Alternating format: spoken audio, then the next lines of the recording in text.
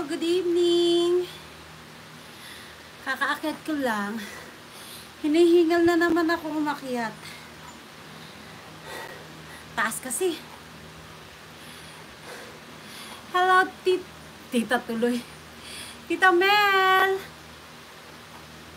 Ay, di ko naabutan, lalabs. Ang alin, Tita Mel? Alin ang hindi mo naabutan? May ano ka po ba ngayon? May pasok ka? Hello, Tito Rix. Konbanwa. Ma'am si Fe, thank you. Ako hiningal umakyat. Ayan. Bababa na naman ako kasi maghuhugas ako ng plato. Nakita ko lang kayo nandyan. Ay, hindi ko pala kayo nakikita.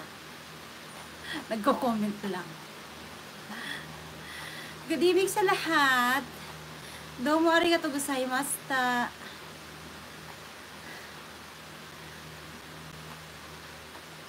Angel Ma'am, yung iyong apo may sakit.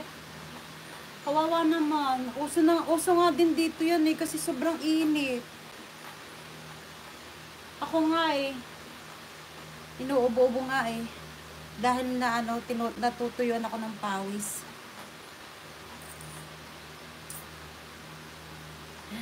Malapit na ang umaga, malapit na.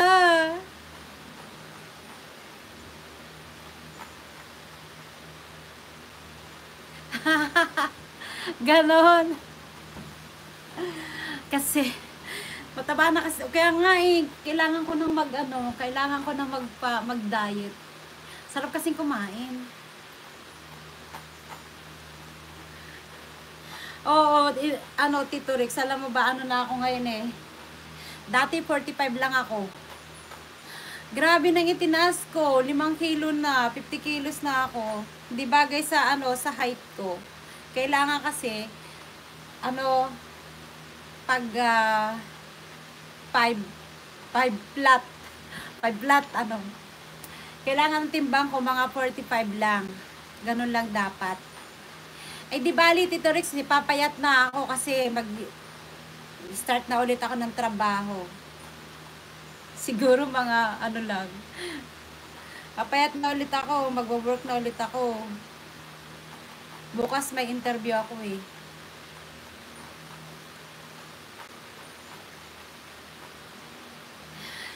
nakakatamad maglakad yun sa Dati ginagawa ko yun. Nung one year akong hindi nagtrabaho kasi tumataba na nga ako. Dati ginagawa ko yun, gabi-gabi. Hindi naman gabi, totally. Mga 6 o'clock. Hindi naman gabi-gabi. Siguro mga 3 days lang ginawa ko yun. Mga 3 days lang. Tapos ayoko na, nagsawa na ako. Madali kasi ako magsawa.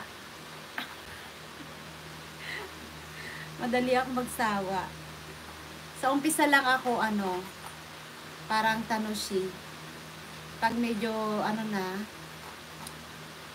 di na. Pagka hindi na ako masaya sa paglalakad ko, iiwan ko na. Ganun lang.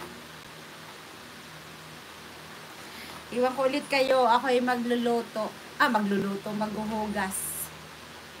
Naka-charge kasi yung isa kong phone malulubat.